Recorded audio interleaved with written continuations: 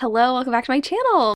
In today's video, I'm going to be reading 3 new release romances to tell you which ones I think are worth your time. There are so many June new releases, most of which are releasing at the end of the month. I picked 3 that have already released that I am just chomping at the bit to read. Got Everyone I Kissed Since You Got Famous by May Marvel. I love the cover of this one, and this was on a Goodreads list, so kind of 2 birds, 1 stone, reading it because I'm honestly kind of interested in this one, and also because it is for a list video, the new Allie Hazelwood, okay? I'm never going to pass up an opportunity to read an Allie Hazelwood and to tell you whether or not I think it is worth your time, because some of them are bangers, some of them are not quite as hard of bangers. I mean, let's be real, I don't think I've given any of her books less than 4 stars, but I'm very excited about this one, and I know this one's like quite a bit different than her other ones, so we'll see how that goes. And then lastly, we have the Rom-Commers by Catherine Center. When it comes to Catherine Center's adult romance releases, I've liked 1 out of 2, so we're kind of 50-50, and I'm hoping this will be the tiebreaker to let me know whether I should continue on Catherine Center's adult romances. I know I like her women's fiction, but like, am I going to enjoy this? We shall see. One thing I do know that I enjoy, though, is the sponsor of today's video, Aura. In this day and age, it is literally impossible to avoid your information being shared online without your consent, which we all know, hopefully at this point, is incredibly frustrating. A simple Google search of your name will pop up a shocking amount of information. Information like your phone number, like your address, like your health records. And I don't know about you, but I'm just personally not okay with that. Especially considering all of the things that result from this information being publicly available online, like spam calls and emails. I tell you how many spam blockers I have on my phone, and yet somehow they still find me. And this information gets online, by the way, by data brokers. They sell your information to scammers, spammers, and anyone else who would want to target you. That is why I have been using Aura. They show me which data brokers are selling my information, and they automatically submit opt-out requests on my behalf. Not only does it protect me from hackers who could use this information for harm, but it also reduces the amount of spam that I get, which is such a godsend. Since I started using Aura, I do not get the same level of phone calls especially, and I'm feeling blessed. Like I said, it's kind of impossible to avoid having your information shared. I don't know if y'all have seen in the news, but AT&T revealed that over 73 customer records, both existing and former customers, were leaked on the dark web. They recommend that those who are affected use strong passwords, monitor account activity, and consider credit freezes and fraud alerts for the different credit bureaus, and Aura does all that for me as well. Best of all, I don't have to download a bunch of different apps just because a company couldn't keep my data safe. I don't have to worry because Aura is always on doing the hard work of keeping me safe. I value my privacy and I value yours. You can go to aura.com/chandler.ainsley to start your 2-week free trial, also linked in the description down below. Thanks again to Aura for sponsoring this portion of today's video. Now let's get into the reading vlog portion of this video. It's a beautiful day to be reading romance, and I am already very much enjoying this one. So 50 pages into the Rom-Commers by Catherine Center. Admittedly, didn't remember what the fuck this book was about when I picked it up, but that's fine, because I know what it's about now and I can tell you about it. So this book's about our 2 main characters, Emma and Charlie. Emma and Charlie. Are those the names of characters in an Emily Henry book? I think yes. Maybe not the same Emily Henry book. Anyway, our heroine, Emma, she is a screenwriter, but she has had some issues with her career because her father got into a pretty serious accident and she is in charge basically of being his primary caretaker. It is kind of a full-time job, but she also is a teacher at a community college to make ends meet and to have medical insurance for her and her father. She gets approached by her high school ex-boyfriend Logan, who is like her manager, I guess, help this guy, this like really famous screenwriter that she is a big fan of, Charlie, rewrite a screenplay that he is trying to pitch. It's a rom-com screenplay, and he really needs to get this done because he wants to get a different movie produced, and the only way he's going to get that done is if he gets the rom-com done. And the thing about Charlie is that he's a bit of a dick. He has a bit of a big ego because he is so successful, and he does not like help. He does not want help with this. Our heroine doesn't really know this. When she flies to LA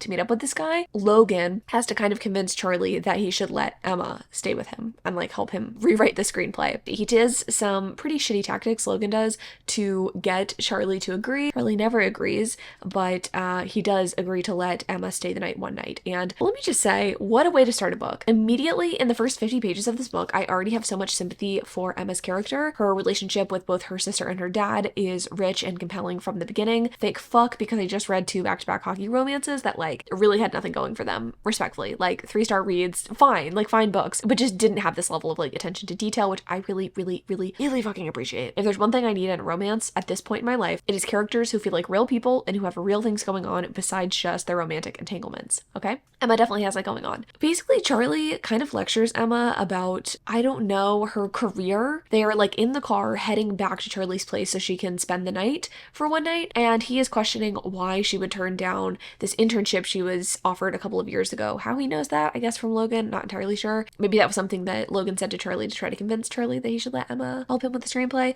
But he basically goes off about how she's so inexperienced, and it's kind of wild how fucking rude he is. But I kind of eat it up. Like, this is something different. I feel like his dickishness is coming from a place that, I can't relate to it, but it's something that kind of understandable and also just interesting. I feel like I'm so sick of these grumpy sunshine relationships where you've got a grumpy hero and he's kind of rude for no reason. I guess technically this guy just has a big ego, but like that's enough of a reason, and it's interesting the way he decides to treat Emma. Certainly. I would say curious as to how this is going to transform into a romantic relationship, because if a man said the things to me that this guy says to Emma, oh boy, I don't know if I'd be able to easily forgive him, though I'm sure she's going to prove with her incredible writing skills that shouldn't have said those things to her, but just, yeah. Anyway, I like it. Catherine Center is just an author that I tend to gel with. I liked when she wrote more women's fiction-y things. I really enjoyed one of her books. I was let down by Hello Stranger, but I'm immediately liking this one a lot more. I think because Emma feels like a character so grounded in reality. She's not feeding her dog Chinese food instead of kibble. I'm feeling it more. And I guess you could say that she has sort of a similar self-sacrificing situation to the character in Hello Stranger, but she's a little less pitiful, I would say, which is nice. So I'm having a damn good time, and I'm ready to just like dive more into this. Honestly, all three of the books that I'm reading for this video, I'm just so fucking hyped for. It's been such a long time, I think, since I've been genuinely like gnawing at the bars of my enclosure to read romance. I wasn't sure what to expect with this one, but hey, we're off to a great start. I know that Allie Hazelwood's gonna just fuck, you know? I do know the characters fuck a lot, but also I just like know it's gonna be fucking great, so I don't know. I'll see you tomorrow. I need to get ready for bed. Hello, friends. Happy Tuesday. I am going to update you on this book, and then I'm going to go get myself some lunch because I am freaking starving. The Rom-Commers. I don't know how I'm feeling. I know that I went in with like high hopes for this, and I was getting really excited because this felt so different than anything I've ever read, and I can say with certainty that that's like still true, but my problem is that we're not really getting a progression of the hero at this 50% mark, and that's a little bit problematic to me. So hero and heroine have agreed to work together. They are working on this script. We haven't really seen a lot of that yet, or like, I don't know, we're not really getting to see what sort of story they are creating together, but we have had a run-in with Hero's ex-wife. She has like come to his house. She is like encouraging him to branch out and or like become romantically entangled with the heroine, but he basically says, I'm not into her, she's a loser, blah, blah, blah.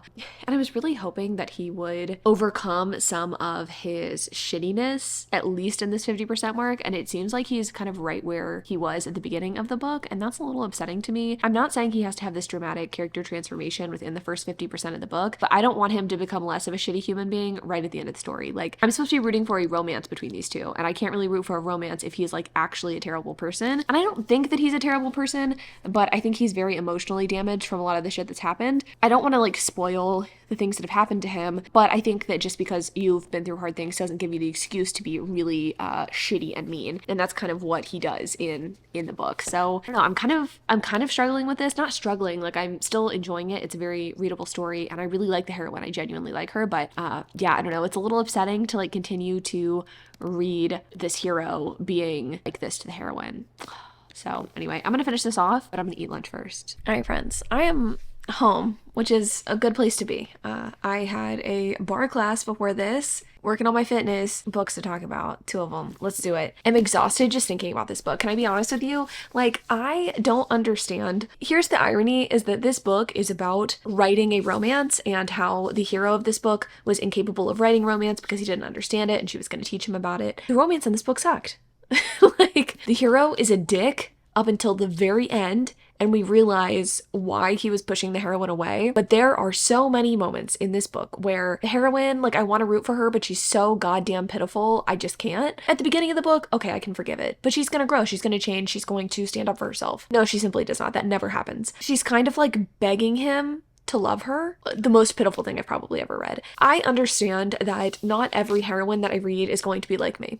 Okay, I get that. But I I think that we can all maybe understand that letting someone walk all over you and treat you like dog shit is a character flaw. Like, is that not something that should be changed? Is it not something you should grow from? I'm at a loss, honestly, and I'm upset because I think the elements were here. Like, the ending of this book and the kind of groveling that the hero does, not really groveling, but, you know, when we learn why he did what he did, when we see them get back together and see how he has made amends to the heroine, it was romantic, but I don't think enough seeds were planted throughout the story for either of the characters to grow very much, for their romance to really blossom. It's like I was reading so many character interactions, it's a very dialogue heavy book, and yet it doesn't ever amount to anything. I really wanted the hero over time to grow from his grumpiness and to grow from some of the things that were happening to him, right? Like, he is divorced. His ex-wife dumped him in a pretty shitty fashion. It has scarred him emotionally. He seems to be kind of disconnected from other emotions and from other people in general. It would be really cool to see him kind of grow throughout the course of the story and soften towards the heroine. And maybe he messes up a time or two. You know, maybe he has to apologize for that. There was never any apology, really, from him on why he treated her the way he did. And it was so unjustified given his supposed feelings for her. It was fucking bizarre. And again, the heroine, I was really hoping that she would grow in her confidence as a screenwriter and that she would really advocate for herself and realize that her dreams are important. And I suppose you could say that at the end of the book, her dreams are important, but getting from point A to point B, there's no in between there. Like, we didn't really get to see any of it. And I think I had similar issues with Hello Stranger as well. It felt like a lot of pieces just sort of fell apart. In that one, the heroine wants to be an artist, or she is an artist, a portrait artist who gets in a horrible accident and has face blindness, so she can't make portraits anymore, right? At the end of the book, like, that completely doesn't matter. It doesn't matter at all. And in this book, kind of the same thing. I'm frustrated. I'm frustrated because it started so promisingly and there were such good elements here. Like, this author is talented. There's no doubt about that. She has written really good stories before. I think a lot of us liked The Bodyguard. Now, looking back, I can see the flaws in that one, but it seems like a lot of the flaws in that one were exacerbated or even more in Hello Stranger and in this one. And it's just frustrating because I can tell she can write good stuff. I can tell she's good at writing dialogue. She's good at these really romantic gestures, but if you don't build the relationship throughout the story, I don't know that it's a romance I can love. And I don't know what the hell I would rate this book. I'm struggling genuinely between a 2 and a 3 star. I wanted to give this 4 or 5 stars at the beginning because I was like so interested, but I can't in good conscience do that. It's just like it's not romantic. And with a name like the Rom-Commers, I don't want you to be misled. So I don't know that I'd necessarily recommend this one. Easy to get through, I think. But I think you also might want to like run your head into a wall a few times when reading this. So let's move on to something that is not making me feel that way. And I also have like a lot of thoughts and feelings. I feel like this is the thoughts and feelings vlog, in that the books I'm picking up are not just like, oh, this is amazing, or oh, this is like terrible. I feel like I have a lot to say. Okay, let's dive in. Okay, so this book is about Rue and Eli. At the beginning of the book, Rue is looking for someone to hook up with. Meets Eli on an app. They decide they're going to meet at a bar and potentially hook up. The only issue is that our heroine's brother finds her at this bar, and I guess they're kind of estranged, and he tries to bother Rue, and Eli kind of stands up for her and is like not super in the brother Vincent's face, but like, I don't know, he kind of turns Rue off a little bit. But in helping her after this sort of like encounter at this bar, she starts to kind of like, I don't want to say develop feelings for him, but she's kind of attracted to him. He's definitely attracted to her because of just the way that she talks and the way that they interact. He like drives her home to her apartment. They share a chaste kiss. They don't end up hooking up, but that was kind of the only reason they were going to meet. Rue specifically on this like dating app, no repeat encounters, like we're just fucking and that's it. So she definitely has commitment issues. I feel like I'm reading a lot of romances lately with characters with commitment issues, but Eli doesn't seem to have the same issue. But he is in town. He is in Austin specifically because actually I don't know if his company is based in Austin. This book is in Austin, which is cool because like it's adjacent to where I live. They come into contact because Eli's company is taking over Rue's company. She works at she's a biotech engineer at a food science company called Klein, and he works at company, and for some reason in my mind I want to say Harkonnen. That's not the name of the company, but similar vibes, I guess. Anyway, this company is trying to take over oh, it's Harkness, so that was not totally off base. His company is taking over her company. She doesn't know what to think about it. They're attracted to each other. Are they gonna bang? Is there gonna be sexual tension? I'm feeling it. What can I say about this beyond the plot? This feels very different than Ali Hazelwood's other books, and beyond just the surface level stuff, right? Like beyond the heroine not being a teacup chihuahua, she's also not a quirky, falling all over herself, clumsy doormat. she is someone who has boundaries. She knows what she wants, what she likes, and she's really good at masking her emotions. She states that like on page that she has insecurities, but she doesn't like to let them show to the world because then people would see her insecurities, you know, she's got to keep a mask on. And I was like, relatable. I like that quite a bit. And then Eli, I mean, like he's just a man. At this point, we don't know much about him, but beyond, again, the surface level things that differentiate this from other Ali Hazelwood books, I think the biggest thing is that this does not feel like a rom-com. And she states that when she posts about this book, which I think is nice to know ahead of time. It does not have that like quirky feel. And I think if that's what you go to Ali Hazelwood for, you might be left a little disappointed by picking this up because it doesn't have that like frothy feel, but it also doesn't feel hyper serious. Oh, literally the beginning of the book. Wanted to drop a quick note to let you know that it's totally a little different from the books that I've published in the past. The result is, I think, less of a rom-com and more of an erotic romance. I do like an erotic romance. That sounds fun. I'm liking the melancholy vibes is all I'm trying to say. I wouldn't say like totally melancholy, but it's definitely not like upbeat. Only critique really so far is that I think we can stop repeatedly calling it UT Austin. No one here really says that. We just call it UT because it's the University of Texas, the OG. And if you go to a satellite school, you normally like say, I go to UTSA or UT Arlington or whatever. Not super important. Oh, and also, I don't think I know of anyone who lives in the city who has a doorman. I guess unless you're like really, really rich, but most people living in apartments in the city don't have doormen. But yeah, I don't know. It's fine. It's good. I like it, I think. I'm not far enough in to really know, but I'm curious to find out.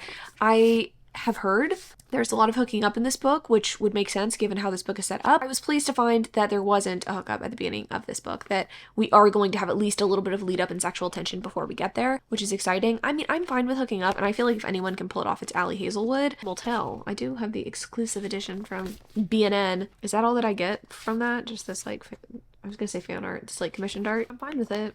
I sure am. Okay. I'm gonna mosey on and take a shower because I stink. Just kidding. I don't. I mean, look at my hair, but I did in fact go to a bar class. All right, I'm gonna go. Hello friends, I got a haircut and some highlights since we last spoke, which is exciting. Also exciting is that I'm 50% into Not in Love by Miss Ali Hazelwood. I don't know how I'm feeling about this one. I think I like it, but I'm also a little conflicted. Since we last spoke, hero and heroine have kind of gotten to know each other just a little bit more. This is not a super dialogue heavy, get to know you sort of story. It's more about like physical sensation and physical feeling. I finally got to the point where they have hooked up, but it's not a super repeated hookup situation at this 50% mark, so I can firmly say this is not just a sex all the time sort of book, but yeah, this one just feels so different from some of Ali Hazelwood's other books because this one is kind of cerebral. I feel like the characters in their POV chapters are talking a lot about how they feel about each other on a physical level, and not in like a I want to rip her like panties off sort of sense, but describing how they feel around each other, the way that they've never felt like this around other people before, and on top of that also kind of mentioning in their POV chapters that like this person has this sort of like intangible thing that makes them so well suited for the other. I actually buy that. It doesn't feel insta-lovey to me. It feels like genuine human emotion. Sometimes you just meet someone and there's something about them and you can't quite pinpoint it. Like it's not just sexual attraction, it's something more. And I'm feeling that with these characters. And I really want to see how that progresses, I think is my thing. I think if these characters only hook up and they never have any more conversations, I'm not gonna like it. But even in their one hookup, they like admit intimate things to each other about their background. I'm just curious. I'm just curious. I'm always curious, and I always say that. I feel like in all these fucking clips, let's be real, got my catchphrases at this point, but I genuinely am curious about this one, and I'm so interested in how we take this like physical chemistry and this attraction to another level. I can get $1 off an iced tea or lemonade. Congrats to me. I want to know. I want to know how this is going to progress. This just feels so different than Ali Hazelwood's other books. It doesn't feel like there's a formula here, and so I don't know what to expect. I don't know what to expect going forward, but really like both characters. I think the only thing that I'm not totally loving here is the conflict of this book, which is that our hero is trying to take over the heroine's boss's company. I mean, she doesn't own the company, her boss does. She's close with her boss though. And I know that she has loyalty to her boss, but her boss has also said that she doesn't mind if Rue hooks up with Eli. Like, it's strange to me that she's using that as her excuse. And okay, maybe that's the thing. Maybe Rue is using it as an excuse because she has commitment issues. Maybe that's why she's saying she doesn't want to hook up with this guy again or get to know him on a deeper level. But it seems weird that that's the thing that's keeping them apart. I need to know more. This is definitely like very page turny for me. That being said, I want to say at this 50% mark, I don't think that this is going to be for a lot of readers. And when I checked the Goodreads, I haven't looked at the reviews super intensely, but I think this has a below like a sub 4-star rating, which is rare for Ellie Hazelwood books. I think a lot of people are missing her quirky characters and her upbeat sort of books, but I love this blend of like humor. Like the characters are still funny and their dialogue, like there's still humor in the dialogue, but again, the like tone that's a little bit more sedate and melancholy, it's just my vibe. And it gives me encouragement as someone who wants to write a book that I could maybe accomplish that, because here's the thing. The things I like are fucking melodramatic, a little melancholy, and like a little bit overwrought. But when I go to write, I'm a little bit of a jokester. My dialogue is always like people bantering in like a funny way rather than like a serious or like, whatever sort of way. She marries those two things in here so well, and it's encouraging. It's encouraging to me. I like this. I think I like it. I am gonna go finish it so we can move on to something else, but I'm into it. I'm into it, Miss Allie. So, I loved it. And I really don't think a lot of people will, which puts me in a weird position because I think this is going to be my favorite book of the video. I mean, it's a 5-star read for me, but I can see a lot of people really disliking this because of how the plotline was executed. Now, I don't want to spoil things about this book because I want you to read it and form your own opinions. I say as if I don't spoil a lot of books. I'm feeling generous today. What I found really special about this story was that Allie Hazelwood really knows how to write a book that's appropriate for the characters that she's writing about. I sometimes read books where the characters are incongruous with the story that's being told surrounding them, where the third act conflicts feel unrealistic, where the actions just don't really make sense. Rue in this book has a lot of trauma that she's working through. She is someone who isn't very trusting, doesn't really believe in love for herself. The journey of this book is her learning to trust. It is not necessarily about her falling in love in a super traditional way. And I think that that could be a little off-putting to some people and maybe not something that a lot of people can relate to. But like many of the books that I tend to enjoy and love, I related deeply to her character on so many levels that I don't want to get into. I personally really appreciate the way the story was told. I think that Allie Hazelwood really took care with the things that she touched on. I just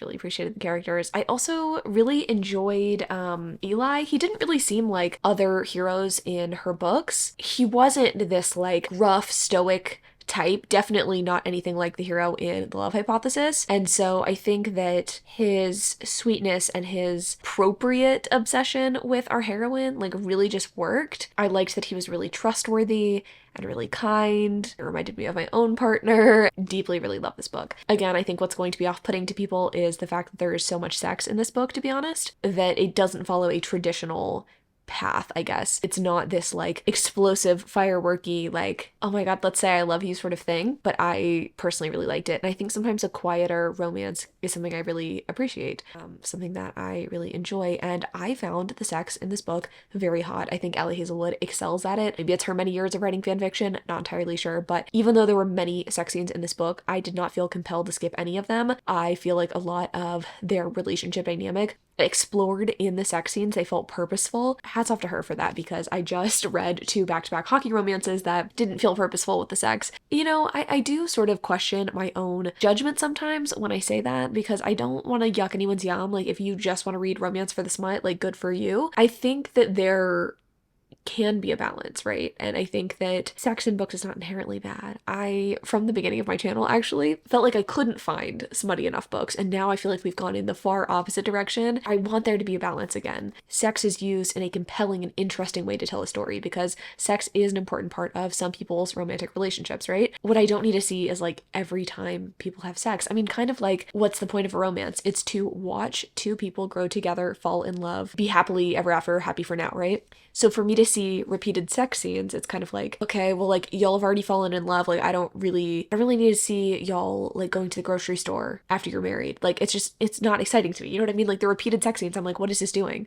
I'm just an old lady. Maybe I'm just an old lady, but I know that a lot of y'all feel the same way as well. And so I think if you're hesitant to go into this because you fear the hookups, I wouldn't personally be off-put by that. Again, what I think you might be off-put by is the characters and this being very tonally different than anything Allie's written before, but I loved it. I think it's really, really great. I think this is a very special book. It's a special place in my heart. I can see myself revisiting this. I like that it's set in Austin, even if there were some, minor inconsistencies with what kind of place Austin actually is. But yeah, this was quite delightful. I don't know if it's gonna make it on my best of the year list. I do really like it, so hats off to this book. Now, a book that is kind of jarring in how different it is to this one would be Everyone I Kissed Since You Got Famous by May Marvel, who is apparently a writing duo, an author writing duo, Ruthie Knox and Annie Mayer. This book couldn't be more different because the characters in this book are so overly communicative that it's actually a little off-putting. Okay, so this book's about Katie Price and Will Green. Will is a woman, I should point out. Willifred, I believe is her name. Will lives in her hometown in Wisconsin still and is trying to kind of figure her life out. Her dad passed away, and so she kind of stayed around to, take care of her mom a little bit and also to just, figure out her life going forward. Then we have Katie Price, who is a very, very famous movie star. She is, I think, trying to get a project greenlit or something at the beginning of the book, but that is kind of foiled, I guess, by her ex who groomed her. So I guess I appreciate the exploration of that and or that is something that is being drawn to the forefront of the story, because that's something that definitely happens in Hollywood, which we know. Anyway, Katie is going back to her hometown for Christmas. She's going to spend a month there, and her and Will used to be really close, especially their senior year of high school before Katie left. And Will has a TikTok where she kisses 2 new people every single week and posts it on TikTok, which is interesting and feels borderline pornographic. They are going to spend time together, is basically the gist of it. They are hanging out. I don't know if it's on Christmas or some other time, Thanksgiving maybe, I'm not really sure. There's some sort of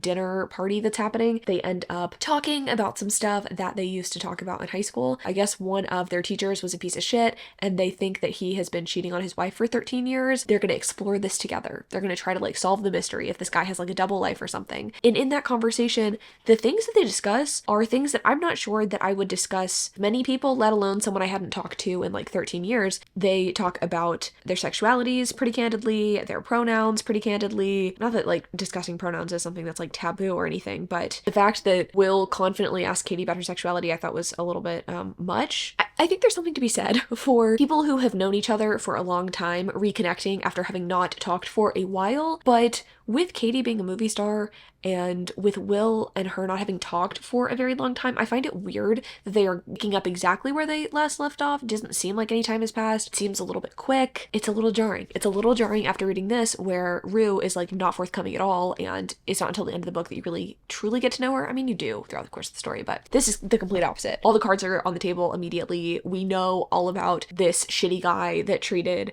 Katie like shit. It's just a lot all at once, and I'm just okay, so is this book just gonna be them riding around town in Will's Bronco and just being out and then maybe making out? I don't know. It's fine. I think the writing feels clunky too. Again, I hate to make comparisons, but it's you can't help but do it when you're reading 2 books back to back. This was smooth and easy to read. This is feeling a little clunky. Not terribly so, but just not as smooth to read. We'll see how quickly I get through this, but I'm glad that I'm exploring something queer in the month of June. I mean, I think I've already read some other LGBTQ plus books, but it's always nice to read more. Okay, I'm gonna go. All right, friends, I am 50% into Everyone I've Kissed Since You Got Famous. Do you ever just read a book and you're halfway through and it's entertaining enough for you not to put it down, but you just don't have strong feelings about it and you're not sure ultimately what you're gonna rate it? Because that's how I'm feeling about this book. It's perfectly fine, but I don't know that it's a perfect romance for me, but I also can't objectively say that it's bad. It's definitely continuing in that deeply personal sort of way. Both characters are sharing so much of each other with the other person. We have not had a kiss yet, but we have had some sexual activity, which is always fun. I don't know. I kind of like the direction of where the story is heading. Both women are helping each other in their professional pursuits. So our heroine is trying to write a screenplay and she doesn't feel like she's a very good writer, and our other heroine is, did I say heroine? They're both heroines, duh. Katie's trying to write a screenplay. Will's a better writer, so Will is trying to help Katie with that. And Will is trying to potentially go to law school. She's not entirely sure if she wants to, but Katie kind of hooks her up with this group in their town in Wisconsin who has connections and could maybe help her with her law school application if she wants to reapply. She did get into law school many years ago. She decided to defer because I believe it was right after her dad passed away. So they're helping each other with that, and they're again trying to solve this mystery of this this shitty teacher that they had and like his double life. And, you know, in the midst of this, they are very attracted to each other, which they mention. Will doesn't want to kiss Katie though, because she says if she kisses Katie in a context that's not on camera, she would want to stop her channel because, you know, it would be serious at that point. I don't know, it just feels like everything's moving really fast in a way that feels kind of juvenile, honestly. Like some of the ways that these two talk to each other and their candor is just kind of giving high school to me. And that's not a bad thing, like especially since these two were friends back in the day, like maybe they sort of bring that out in each other. But it is sort of weird being two characters who basically have no personal boundaries, but they just like really share everything with each other, even though they haven't talked again in 13 years. It's just sort of hard to know how to feel about this book. Like I enjoy their conversations. I think like some of the conversations they're having are important when you're trying to enter into a potential relationship with someone. I just think that like they're not even to the point where they're like considering a relationship really. So it's just weird for them to like discuss some of these things so upfront. This is the second time they've hung out too, and that's when they decide that they're going to touch each other sexually. Again, sort of like feels like a lot if y'all used to be friends and like reconnecting. I don't know, I just feel like that wouldn't be my first instinct when reconnecting with a friend, even if I was attracted to them, but what do I know? I am having kind of a hard time with this one too, again, in like the writing style. It's not bad, I just do think the writing's like a little bit dense with description sometimes and or with like explanation, backstory, etc. What's like purely happening in the scene is all that's on page. It's like, this is what's happening right now with these two characters talking, but we're also going to give you a lot of backstory and a lot of description as to how these two used to be friends and where they're currently at in terms of physical location. And it's just like,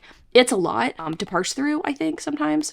It doesn't lead to a smooth reading experience, I would say. That's like the best job I can do at explaining that personally, but not a bad book, just one that I am deeply confused by and maybe just isn't the book for me. Okay, so I finished Everyone I Kissed since Not Famous. I don't know why this title is always so hard for me to get through. I don't think I liked this, and as I was trying to say in the last clip, I think, sometimes you just read a book and you're uncertain of how to feel because it's not good, it's not bad, it's not like blowing you away. And that's just how I feel about this one. Like this is giving very much 2 or 3 star read to me because it is something that, well written enough, it definitely was trying to do something. I'm just not quite sure that I liked what that something was. I feel like the relationship and the way it developed was not exactly how I like to see my relationships unfold. And I like friends to lovers. Like friends to lovers is something that I'm very much about, but I wanted the characters to like discover each other more rather than just like falling into bed with each other and or falling into a relationship so quickly. Maybe that's something that's a lot more common than I realize, but just the way that these two found each other 13 years later and then we're just like immediately like, yeah, let's live together, let's move in together, I want to make out with you, I want to have sex with you. It just like, there were never real discussions had. I mean, there were a lot of discussions had about a bunch of stuff, but not a lot of discussions about how this relationship would go besides like, oh, like Katie's famous, we have to be careful. And I needed more, I think, from the relationship development. I needed more stakes and tension. All stakes and tension were missing from this book, I think, is my problem. And that's something that I crave in romance is stakes and tension and oh my god, will they, won't they? This, it was like, yeah, they're going to. It's an inevitability. It's not like a question at all. And sure, I guess you could say that with every romance, there's not a question because it's going to be happily ever after, but I want to question how you're going to get there. And in this book, there was no question. It was like very easy. And there was barely any third act conflict in this book. Like they didn't really break up or anything, which isn't bad. Like if you're looking for something low stakes, like this definitely feels low stakes. I liked the characters enough. Like I thought they were interesting people. They both loved cats, which is, you know, something that I love. I just don't know that I would say you have to rush out and get this one because it was just like, it was okay. It was an okay read. And this video in general has been just such a journey because I think I have read books that I assumed would be 5 stars that I didn't give 5 stars to, and there's a book that I didn't think that I would give 5 stars to that I did. It's just been an interesting reading month, and I'm excited to see what the rest of June has in store. I didn't realize when I was setting out to create my June romance new release reading vlog that so many of these romances were going to be coming out June 25th, which is so close to the end of the month. It doesn't give me a lot of time to get them read. I think I am going to be reading a lot of the new releases that I've been anticipating for June over on my Patreon. So I will leave a link to my Patreon in the description down below. That video that I'm going to be making is not live yet, but I will definitely make sure to let you know when it is live, especially like in my June wrap up. So I've like already read all of these. I'll let you know my thoughts on the other exciting releases because like I said, exciting releases on June 25th. So this was a fun time though. It's always fun to read new releases and let you know how I feel about them. Let me know in the comments down below what you thought of these releases if you've read them. Also let me know what your favorite release from June was in case I missed it and I need to check it out. But I love you all so much. Thanks so much for watching and I'll see you in the next one.